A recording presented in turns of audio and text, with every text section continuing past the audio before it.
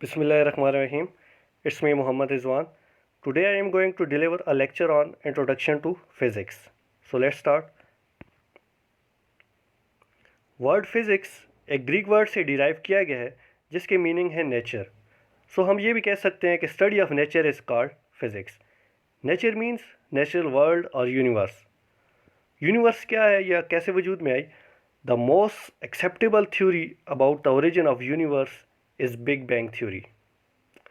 About 13.7 billion years ago एक single point था जिसकी डायमेंशन 10⁻³ मीटर थी और जिसका टेम्परेचर 10⁻32 केल्विन था. फिर बिग बैंग हुआ, यानी कि एक बड़ा धमाका हुआ और डिफरेंट प्रोसेसेस से गुजरने के बाद ये यूनिवर्स वजूद में आई. प्रेजेंटली यूनिवर्स की डायमेंशन 10⁻26 मीटर है और यूनिवर्स का एवरेज टेम्परेचर 2.7 केल्विन है. इट्स मीन टाइम गुजरने के साथ साथ यूनिवर्स एक्सपेंड हो रही है और यूनिवर्स का टेम्परेचर डाउन हो रहा है. आफ्टर एक्सप्लोजन डिफरेंट पार्टिकल्स बने और डिफरेंट गैसेस का वजूद हुआ और फिर स्टार्स, प्लैनेट्स और गैलेक्सीज बनी. डस्ट और गैस जब ड्यू टू ग्रेविटी कोलैप्स करते हैं तो स्टार्स बनते हैं और जो मटेरियल स्टार से बच जाता है उससे प्लैनेट्स बनते हैं और एस्टेरॉयड्स बनते हैं और कॉमेट्स बनते हैं. स्टार बनने में round about million of years लग जाते हैं. When star is dying black hole is formed. ये स्पेस में वो जगह होती है जहाँ ग्रेविटी बहुत स्ट्रांग होती है. इवन कि लाइट भी अगर वहाँ चली जाए तो वो भी वापस नहीं आ सकती. ग्रेविटी बहुत ज़्यादा स्ट्रांग क्यों होती है? बिकॉज मैटर एक टीनी स्पेस में स्क्वीज हो जाता है.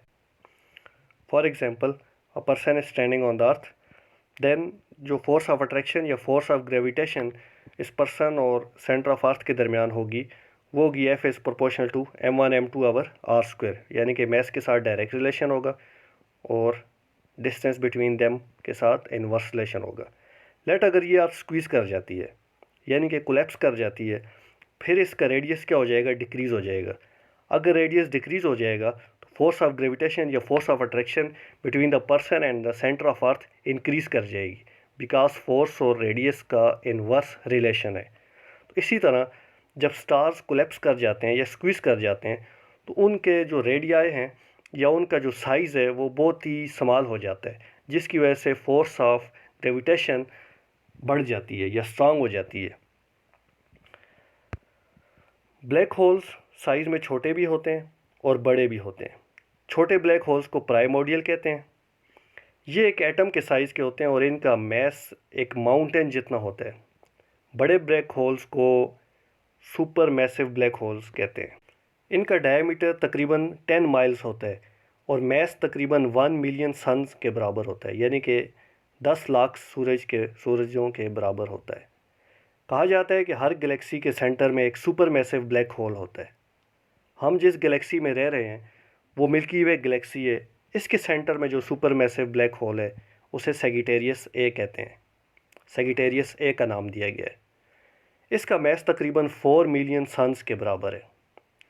रिसेंटली एक ब्लैक होल का इमेज लिया गया है जो कि M87 गैलेक्सी के सेंटर में है. ये जो पिक्चर आपको शो हो रही है ये उसी ब्लैक होल की है. इसका मैस 6.5 बिलियन सन्स के बराबर है. ब्लैक होल को देखना मुश्किल है बिकॉज लाइट भी वहाँ से वापस नहीं आ सकती. तो ब्लैक होल को कैसे डिटेक्ट किया जाता है? ब्लैक होल की ग्रेविटी के अंदर जो स्टार्स और डस्ट मोशन में होते हैं उनकी मोशन से इसको डिटेक्ट किया जाता है.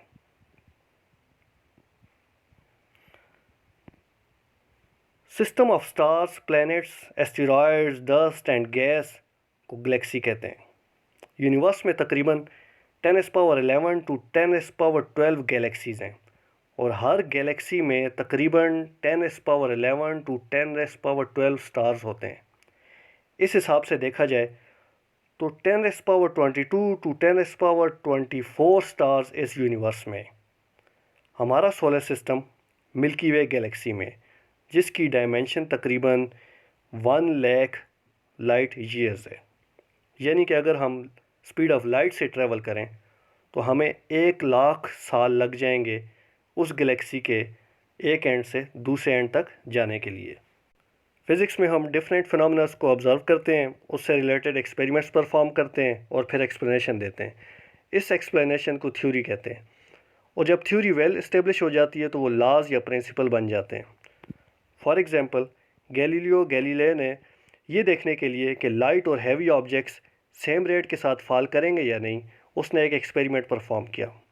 गैलीलियो ने लाइट और हैवी ऑब्जेक्ट्स को टावर ऑफ पीसा से ड्रॉप किया और ये कंक्लूजन या थ्योरी दी कि falling objects independent of weight होते हैं। लाइट ऑब्जेक्ट हो या हैवी ऑब्जेक्ट हो, बोथ सेम रेट के साथ फॉल करेंगे। लेकिन अब यहाँ पे एक बात याद रखने वाली है कि कोई भी थ्योरी फाइनल नहीं होती। पॉसिबिलिटी होती है कि वो न्यू ऑब्जर्वेशन की बेस पे रिवाइज्ड हो जाए या फिर डिस्कार्ड हो जाए। फॉर एग्ज़ाम्पल, अगर स्टोन और फीदर को एक हाइट से फेंका जाए, देन दोनों सेम रेट के साथ नहीं फॉल करेंगे। अब हम ये नहीं कह सकते कि थ्योरी ऑफ गैलीलियो रॉन्ग थी। उसकी थ्योरी की एक रेंज ऑफ वैलिडिटी थी। वो रेंज ऑफ वैलिडिटी क्या थी? वो रेंज ये थी कि हम जिन ऑब्जेक्ट्स को फॉल कर रहे हैं उन पर force of air much much lesser than their weight होनी चाहिए। तो फीदर या पैराशूट इस रेंज में लाई नहीं करते। अगर हम यही एक्सपेरिमेंट एक वैक्यूम रूम में परफॉर्म करें, देन सेम रेट के साथ फॉल करेंगे। यानी कि गैलीलियो की जो थ्योरी थी उसकी कुछ रेंज थी। बाद में आइजैक न्यूटन ने गैलीलियो के एनालिसिस को एक्सटेंड किया और न्यूटन लॉज ऑफ मोशन और लॉज ऑफ ग्रेविटेशन दिए। अच्छा, physics explains matter, energy and there mutual relationship. Matter क्या होता है? Anything which occupy space and have mass is called matter. Matter normally atom से बनता है, and atom consist of positively charge protons inside nucleus and negatively charge revolve around the nucleus, that is electron. लेकिन यहाँ पे एक बात याद रखने वाली है, not all matter is made up of atom. सारे का सारा मैटर एटम से नहीं बना। For example, neutron star, neutron star में जस्ट न्यूट्रॉन्स होते हैं। Anti matter, if negatively charge nucleus and positively charge electron revolve around that nucleus, it is called anti matter. अगर हमारे पास न्यूक्लियस में नेगेटिवली चार्ज पार्टिकल हो, यानी कि anti proton हो, और एक पॉजिटिवली चार्ज इलेक्ट्रॉन या जिसका नाम पॉजिट्रॉन भी है, वो रिवॉल्व कर रहा हो अराउंड दैट न्यूक्लियस, तो उसको हम एंटी मैटर का नाम देंगे। Positron were first discovered in 1932 in cosmic rays. Positron पहला एंटी मैटर या एंटी पार्टिकल डिस्कवर्ड हुआ था 1932 में कॉस्मिक रेज में, और 1995 में पहला एंटी एटम बनाया गया था। तो जिस तरह इलेक्ट्रॉन है, इस तरह इसका एंटी पार्टिकल एंटी इलेक्ट्रॉन या जिसका नाम पॉजिट्रॉन है। इसी तरह प्रोटॉन हो तो उसका एक एंटी पार्टिकल एंटी प्रोटॉन होता है। इसी तरह हमारे पास जो क्वार्क्स हैं, जिससे ये प्रोटॉन्स या न्यूट्रॉन्स बनते हैं, उनके एंटी क्वार्क्स भी होते हैं। तो ये एंटी मैटर होता है। मैटर जब एंटी मैटर के साथ मिलता है तो वो एनर्जी में कन्वर्ट हो जाता है। यानी कि अगर हमारे पास 1 kg मैटर है और 1 kg एंटी मैटर है, दोनों मिलने के बाद कंप्लीटली एनर्जी में कन्वर्ट हो जाएंगे। ना ही हमारे पास मैटर बचेगा और ना ही हमारे पास एंटी मैटर बचेगा। लेकिन लेट अगर हमारे पास 2 kg मैटर है और 1 kg एंटी मैटर है, तो वो कंबाइन होने के बाद 1 kg मैटर बच जाएगा।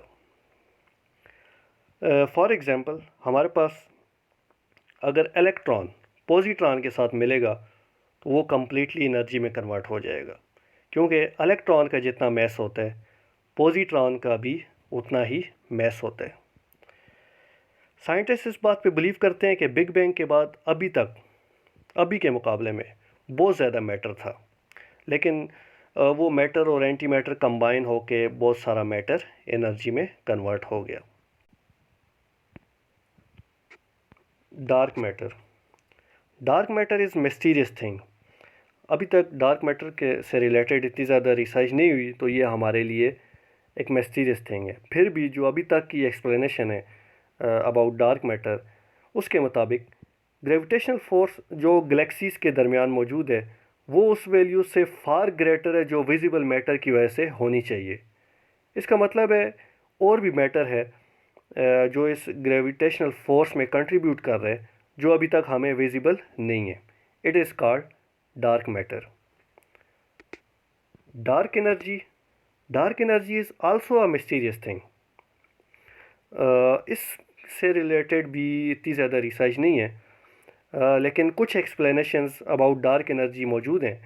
One of the explanation is as we know that universe is expanding, but time के साथ साथ ये एक्सपेंशन स्लो होनी चाहिए due to force of gravitation between galaxies and stars and planets. लेकिन हैरान कुन करने वाली बात यह है कि यूनिवर्स पहले के मुकाबले में आज ज़्यादा तेज़ी से एक्सपेंड हो रही है, यानी कि उसकी एक्सपेंशन में एक्सेलरेशन है। The energy due to which it is expanding called dark energy, यानी कि उसकी जो एक्सपेंशन में एक्सेलरेशन है या और तेज़ी आ रही है, वो असल में इस एनर्जी की वजह से आ रही है जिसको नाम दिया गया डार्क एनर्जी। अभी तक की रिसर्च के मुताबिक यूनिवर्स में 27% डार्क मैटर है, 68% डार्क एनर्जी है और less than 5% of the universe normal matter है। नॉर्मल मैटर यानी कि जैसे अर्थ है या बाकी प्लैनेट्स हैं या सन है या स्टार्स हैं। Energy, energy is the capacity to do work, यानी कि काम करने की सलाहियत को क्या कहते हैं? एनर्जी कहते हैं। एनर्जी डिफरेंट फॉर्म्स में मौजूद होती है। For example potential energy, let अगर हम एक ऑब्जेक्ट को सर्टन हाइट पे ले जाते हैं, लेट एक ईंट हम सर्टन हाइट पे ले जाते हैं, तो उस सर्टन हाइट पे या उस पॉइंट पे जहाँ पे उस ईंट को हम ले गए हैं, तो वहाँ पे उस ईंट के पास एनर्जी स्टोर हो जाएगी और उस एनर्जी को हम नाम देते हैं ग्रेविटेशनल पोटेंशियल एनर्जी। अब उस ईंट को अगर हम वहाँ से छोड़ेंगे तो वो ईंट वर्क करेगी। लेट अगर नीचे कोई आदमी खड़ा है, वो ईंट अगर उसके सर में लगती है तो वो उसको ज़ख्मी भी कर सकती है क्योंकि उसके पास एनर्जी आ गई है। काइनेटिक एनर्जी, अगर कोई ऑब्जेक्ट मोशन में है, कोई ऑब्जेक्ट मोशन में है तो उसके पास जो एनर्जी होगी उसको काइनेटिक एनर्जी कहेंगे। Electrical energy, energy associated with the motion of charges, जो चार्जेस मूव कर रहे हैं उनके पास जो एनर्जी, इसको हम क्या कहते हैं? Electrical energy. और इसी एनर्जी की वजह से हमारे घर के अप्लाइंसेस, बल्ब हैं, टेलीविज़न है, कंप्यूटर हैं, वो ऑपरेट होते हैं। केमिकल एनर्जी, जितने भी केमिकल रिएक्शंस होते हैं उसमें जो हमें एनर्जी मिलती है उसको केमिकल एनर्जी कहते हैं। फॉर एग्जांपल लेट हम इलेक्ट्रिकल एनर्जी को स्टोर करते हैं बैटरी में, तो वो energy in the form of chemical energy stored हो जाती है और जैसे ही केमिकल रिएक्शन होता है तो वो केमिकल एनर्जी हमें इलेक्ट्रिकल एनर्जी की फॉर्म में मिलती है जब हम उस बैटरी को या सेल को यूज़ करते हैं। न्यूक्लियर एनर्जी, जितने भी न्यूक्लियर रिएक्शंस होते हैं यानी कि जिसमें न्यूक्लियाई इन्वॉल्व होते हैं, उनसे जो एनर्जी हमें मिलती है उसको न्यूक्लियर एनर्जी कहते हैं। फॉर एग्ज़ाम्पल सन पे न्यूक्लियर फ्यूजन हो रहा है जिससे हम काफ़ी टाइम से एनर्जी ले रहे हैं, तो ये एनर्जी न्यूक्लियर एनर्जी होती है।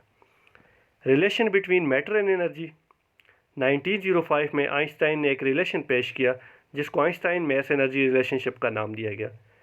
इस रिलेशन के मुताबिक mass and energy are interconvertible, यानी कि मैस एनर्जी में कन्वर्ट हो सकता है और एनर्जी मैस में कन्वर्ट हो सकती है। आइंस्टाइन ने यह कह दिया था कि mass and energy are two sides of same coin, यानी कि मैस और एनर्जी एक ही चीज़ है।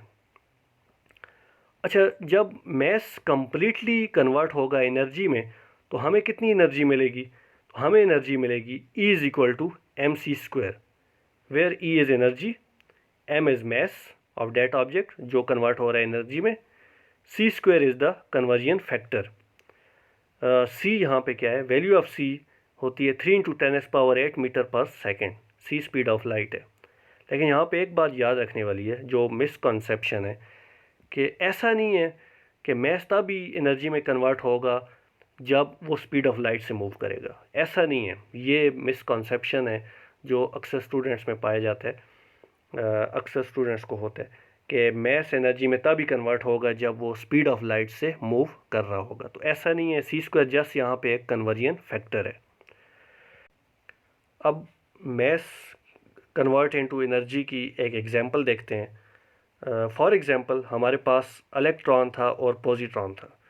इलेक्ट्रॉन और पॉजिट्रॉन जब कंबाइन होते हैं तो वो फोटॉन बन जाते हैं। बिफोर रिएक्शन अगर देखें, इलेक्ट्रॉन का मैस होता है और पॉजिट्रॉन का भी मैस होता है। पॉजिट्रॉन इलेक्ट्रॉन का एंटी पार्टिकल है। तो हमने कहा था जब मैटर और एंटी मैटर मिलेगा तो वो एनर्जी में कन्वर्ट होंगे।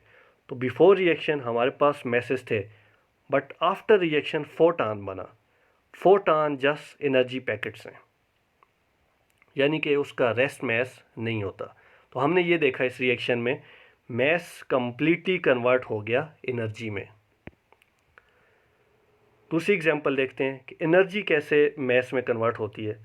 फॉर एग्जांपल, एक फोटॉन जब एक हैवी न्यूक्लियस के करीब से गुजरता है तो उस हैवी न्यूक्लियस के साथ इंटरेक्शन की वजह से वो फोटॉन दो पार्टिकल्स में कन्वर्ट हो जाता है, इलेक्ट्रॉन और पॉजिट्रॉन।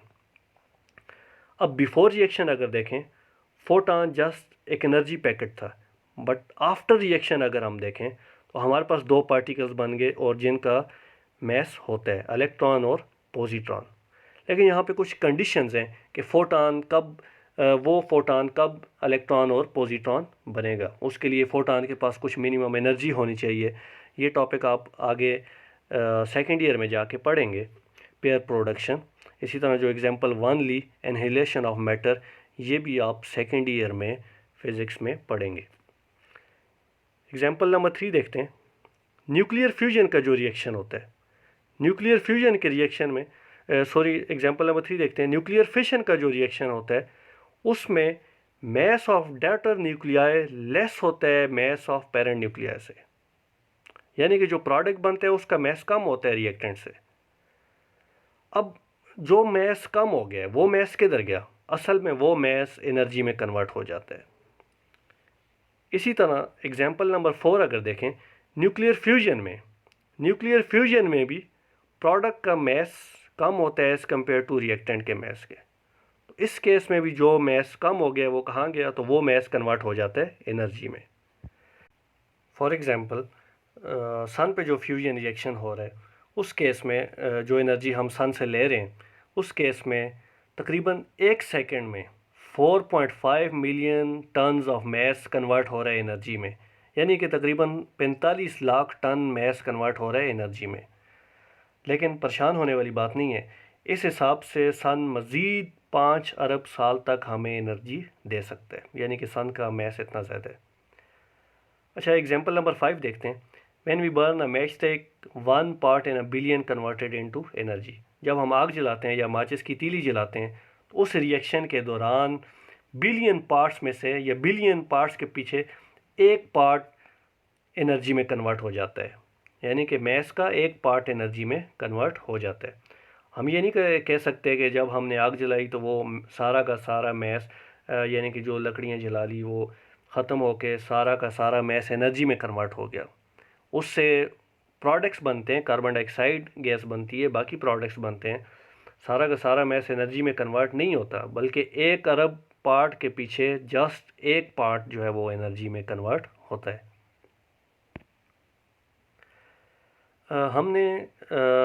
पीछे हमने कहा था कि physics is an experimental science. तो एक्सपेरिमेंट्स को मेजरमेंट्स रिक्वायर होती हैं, यानी कि फ़िज़िक्स में हम मेजरमेंट्स भी करते हैं। या फिर हम ये भी कह सकते हैं कि फ़िज़िक्स में हम फ़िज़िकल क्वांटिटीज़ को डिस्कस करते हैं और फ़िज़िकल क्वांटिटीज़ मेजरेबल क्वांटिटीज़ होती हैं, यानी कि मेजरमेंट्स हम फ़िज़िक्स में लाजमी करते हैं। तो इस लिहाज से हम ये भी कह सकते हैं कि physics is science of measurements. इसी तरह कोई भी इंजीनियर हो वो टीवी डिज़ाइन नहीं कर सकेगा या स्पेस क्राफ्ट नहीं बना सकेगा, इवन कि माउस टैब भी नहीं बना सकेगा जब तक कि वो फ़िज़िक्स के बेसिक लॉज का उसको पता नहीं होगा। तो हम ये कह सकते हैं कि फ़िज़िक्स जो है वो फाउंडेशन है of all engineers and technology. वैसे तो फ़िज़िक्स को बहुत सारी ब्रांचेस में डिवाइड किया जा सकता है, लेकिन मेनली अगर हम बात करें तो फ़िज़िक्स को हम 2 क्लासेस में क्लासीफाई कर सकते हैं। Number 1, classical physics. वो फ़िज़िक्स जो 1900 से पहले की है उसको क्लासिकल फ़िज़िक्स कहा जाता है। उसमें क्लासिकल मैकेनिक्स भी आती है, थर्मोडायनेमिक्स भी आती है, इलेक्ट्रोमैग्नेटिज़म भी आती है। क्लासिकल फ़िज़िक्स में मेन कंट्रीब्यूशन आइज़ैक न्यूटन की है, इसलिए उसको न्यूटोनियन फ़िज़िक्स भी कहते हैं। नंबर 2 है मॉडर्न फ़िज़िक्स। मॉडर्न फिज़िक्स का स्टार्ट हुआ at the end of 19th century. Modern physics क्यों डेवलप हुई?